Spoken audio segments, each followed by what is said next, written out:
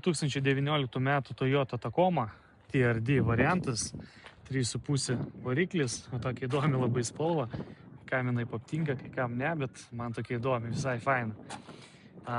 Vasario 9 aukcionas, parsiduoda draudimo kompanijos, 4 varomi ratai, mušimas yra į galinę dalį, mašina kūrėsi ir važiuoja.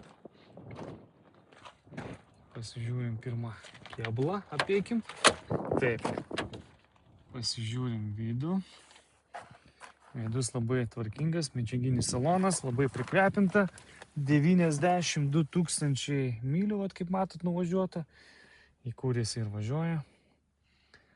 Salonas matos, kad žmogus prižiūrėjo tą mašiną labai stipriai, kaip matot. Kaip nauja, 19 metai, 92 000, bet sėdynės, panelė nuvalyta, kvepia. Taip, važiuojam su varikliu, pabandom pasižiūrėti. Užsivedė variklis be problemų. Čekai nedega, lemputės nedega. Variklis dirba gražiai. 3,5 varikliukas, kaip minėjau.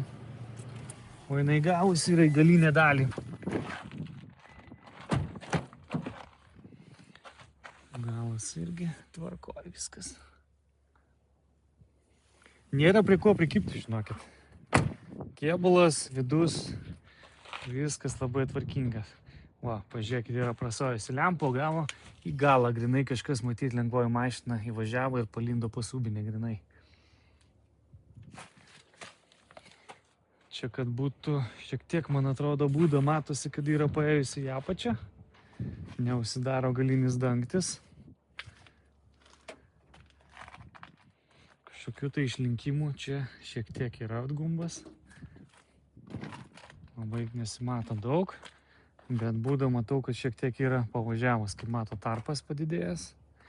Ir šiek tiek yra, eina į apačią, bet labai nedaug.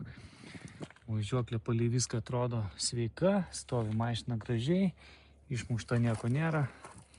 Tvarkinga spalva, kaip sakiau, tvarkingas kėbulas. O šiek tiek yra pabraižymas, radau prie ko prikipti. Ant durų šiek tiek, bet kaip matot, čia smulkmena.